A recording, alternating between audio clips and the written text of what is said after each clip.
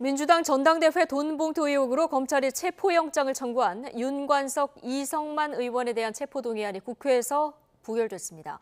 여당은 민주당이 방탄대우를 유지하면서 국민을 저버렸다고 비판했고 민주당은 무리한 영장 청구라고 주장했습니다. 박기환 기자입니다.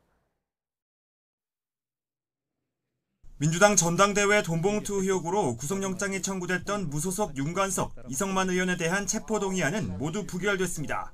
부결되었음을 선포합니다. 의원 293명이 표결에 참여했지만 두 안건 모두 찬성이 절반을 넘지 못한 겁니다. 표결에 앞서 한동훈 법무부 장관은 통화녹음과 진술 등 혐의를 입증할 적나라한 물증이 있다며 가결을 강력히 주장했지만 의원들의 실명을 직접 말하는 통화녹음 등 돈봉투의 조성 살포 과정이 마치 생중계되듯이 녹음되어 있습니다. 두 의원의 절박한 호소가 의원들 표심에 어느 정도 영향을 미친 것으로 풀이됩니다.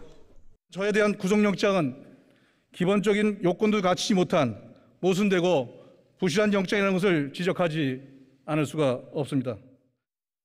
부인한다는 이유만으로 과연 인 씨를 구속할 만한 사유가 되는 것입니까?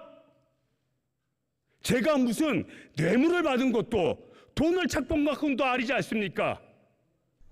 국민의힘과 정의당이 가결 방침이었던 점을 감안하면 민주당에서 10여 명 정도를 제외하고 대부분 부결표를 던진 셈입니다.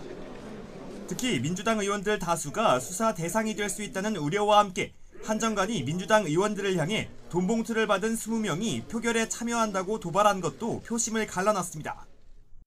우리 당 의원들의 경우에는 검찰의 수사가 과도하고 무리한 영장 청구였다라는 의견이 많았던 것 같습니다.